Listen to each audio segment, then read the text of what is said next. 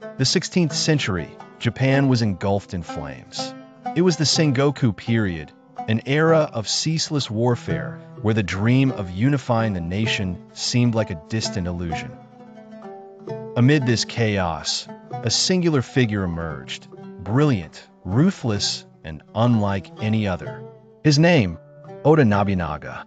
His ambition would ignite a revolution.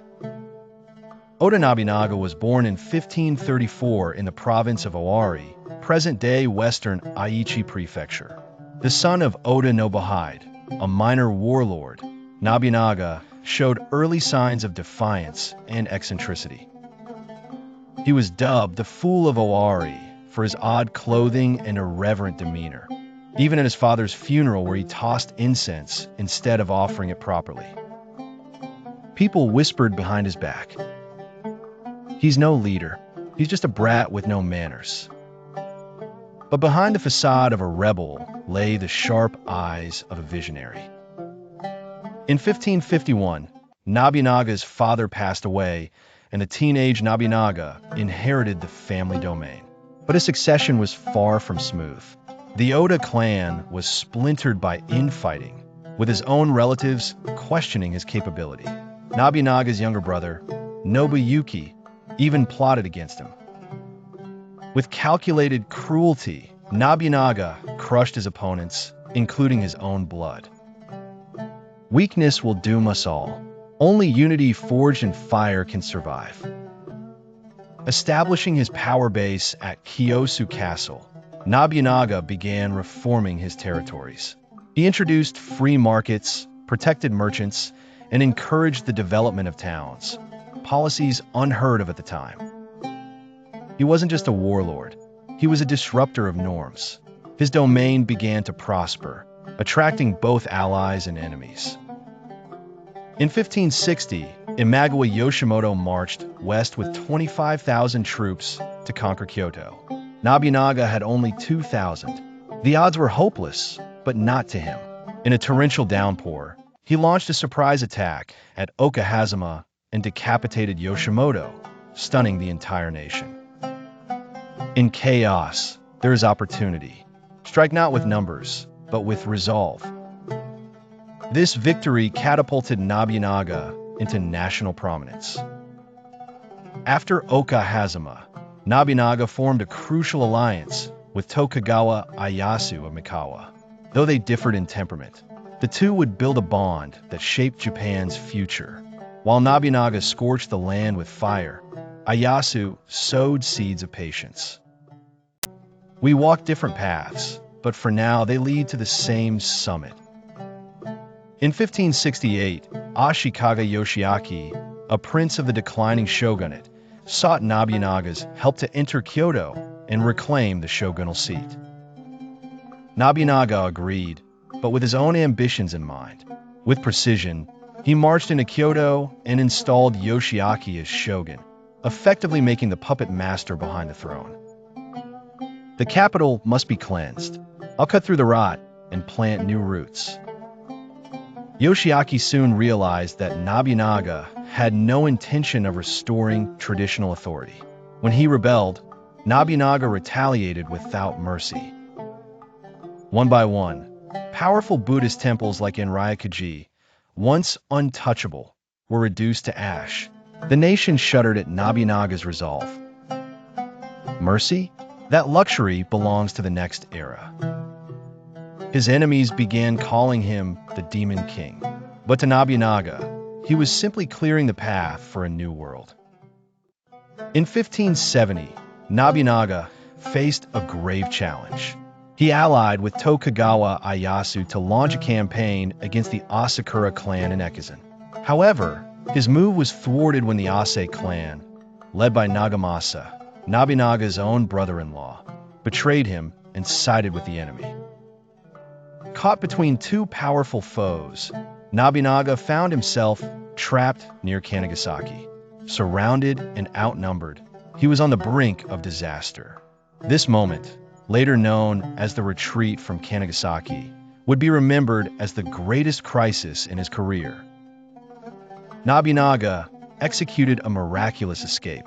With a decoy force buying him time, he retreated with only a small escort through perilous terrain. The loyalty of his generals, including Kinoshita Tokichiro, later known as Toyotomi Hideyoshi, was instrumental. Hideyoshi's rearguard action saved Nobunaga's life. Though shaken, Nobunaga's resolve only deepened. This event forged even stronger ties with Ieyasu and instilled in Nobunaga the harsh lesson of betrayal. He would respond not with retreat, but with a burning determination to crush all opposition. With the betrayal of the Ase and Asakura clans still fresh in his mind, Nobunaga launched a merciless campaign. He turned his wrath toward Mount High, home to warrior monks who had long wielded both spiritual and military power. In 1571, Nobunaga ordered the mountain set ablaze, slaughtering thousands, including women and children. This horrific act shocked the nation, cementing Nobunaga's image as a ruthless reformer. Afterward, he defeated both the Ase and Asakura clans, annihilating the men who had once betrayed him. In a grim celebration of victory, he had their skulls lacquered and used them as sake cups, an unmistakable message that betrayal would never be forgiven. Through such chilling actions, Nobunaga instilled fear and reinforced the consequences of defiance. The Takeda clan, feared for their cavalry, stood as a formidable obstacle. In 1575, at the Battle of Nagashino, Nobunaga coordinated with Ieyasu and deployed over 3,000 arquebusiers behind wooden palisades. The Takeda charge was annihilated. A warrior who cannot evolve is already dead. The myth of the invincible Takeda was shattered. While wars raged, Nobunaga continued building the foundations of a new Japan. He abolished old toll systems, established regulated marketplaces, and encouraged free trade. His economic policies fostered rapid growth and stability. He also embraced the arts, collecting exotic goods, European curios, and even supporting foreign missionaries. To some, he was a barbaric tyrant, to others, a Renaissance man. By 1580, Nobunaga's power was unrivaled. He controlled Kyoto, subdued major rivals, and built the magnificent Azuchi Castle as a symbol of his vision. Its towering walls and colorful murals proclaimed, "This is the gateway to the future." For the first time in centuries, the dream of a unified Japan was within reach. But power breeds enemies. One of Nobunaga's trusted generals, Akechi Mitsuhide, harbored growing resentment. Whether out of fear, ambition, or a grudge born from insult, Mitsuhide made his move in 1582. Strike the Demon King while he is unguarded. The moment would come at Honnoji Temple. On a quiet morning in June 1582, Nobunaga was resting at Honnoji in Kyoto with only a small retinue. Suddenly, Akechi's forces surrounded the temple. Trapped and betrayed, Nobunaga set the building ablaze and took his own life. His final words, lost to history, echoed through the smoke. "The dream ends here, but it shall rise again." The Demon King had fallen, but his revolution was not over. Nobunaga's sudden death sent shockwaves across Japan. Chaos erupted as warlords scrambled to claim power. Akechi Mitsuhide proclaimed control, but his reign lasted a mere 13 days before Toyotomi Hideyoshi avenged Nobunaga at the Battle of Yamazaki.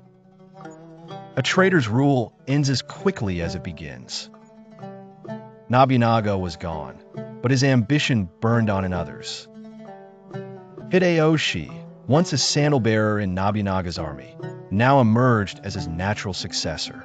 Building on Nobunaga's foundation, he swiftly took control of Japan, forging alliances and defeating remaining rivals. The master laid the path. I shall walk it to the end. Without Nobunaga, there would have been no Hideyoshi. Mitsuhide's betrayal remains one of history's most infamous acts. Historians debate his motives. Some claim he feared Nobunaga's wrath. Others suggest a personal vendetta. Whatever the reason, he underestimated the loyalty Nobunaga had inspired.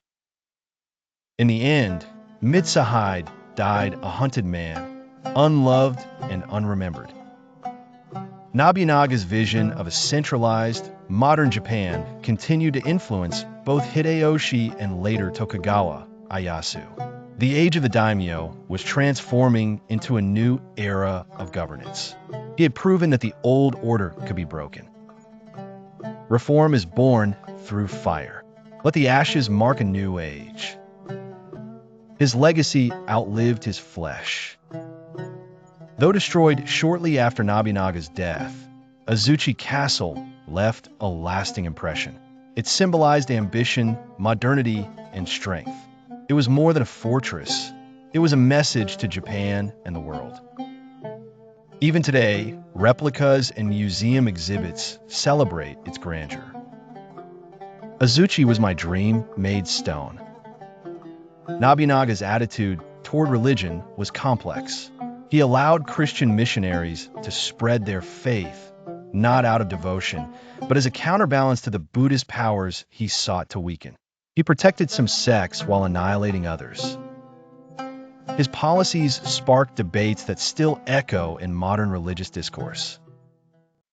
Beyond the battlefield, Nobunaga was a man of contradictions. Ruthless yet visionary, arrogant yet pragmatic. He loved no theater and foreign curiosities, yet demanded absolute control. Some called him a devil, others a genius ahead of his time. Judge me not by fear, but by results. He was both feared and admired. Nobunaga's greatest achievement wasn't merely territory. It was awakening Japan from feudal slumber. He showed that through will and strategy, centuries of tradition could be overturned. If the hawk does not fly, force it to. He shattered the past to forge a path for the future. Oda Nobunaga wasn't just a warrior, he was an innovator. He revolutionized warfare by embracing new technologies like firearms, restructured economics by fostering free markets, and empowered merit over heritage. Innovation wins wars more than swords do. In a time chained by tradition, Nobunaga broke the mold. Nobunaga had a deep appreciation for the arts. He supported no theater, promoted the tea ceremony, and was fascinated by foreign cultures. Under his rule, Azuchi became a cultural hub where East met West. He was not just a destroyer of old ways, but a patron of new expression. Nobunaga welcomed Jesuit missionaries and foreign merchants, intrigued by their knowledge, religion, and weaponry. Unlike many of his contemporaries, he saw opportunity in diplomacy. Understanding the outsider is a strength, not a weakness. He laid the foundation for Japan's first global outlook. Even centuries later, scholars debate who Nobunaga truly was. Was he a tyrant or a reformer? A madman or a genius? To some, he was the Demon King. To others, the father of modern Japan. Perhaps he was all those things, and more. Without Nobunaga, there would have been no Toyotomi Hideyoshi and no Tokugawa Ieyasu. Both men learned under him, inherited his ambitions, and realized his dream of unifying Japan. He was the spark, they were the flame. The dream of one man built an empire through others. Nobunaga continues to inspire novels, dramas, films, and games. His life, death, and dramatic rise make him one of Japan's most enduring icons. Artists reinvent him as a hero, a villain, or a legend. His story refuses to fade. History is not kind to all rulers, but Nobunaga is judged by his results. He brought order to chaos, transformed war into strategy, and made Japan question its own limits. Let history call me what it will. I built a future from the ruins. He forced Japan to evolve. In the end, Oda Nobunaga remains one of the most enigmatic and influential figures in Japanese history. Ruthless yet visionary, brutal yet brilliant, he lived not just to conquer, but to change the very soul of a nation. His legacy still echoes in the heart of Japan.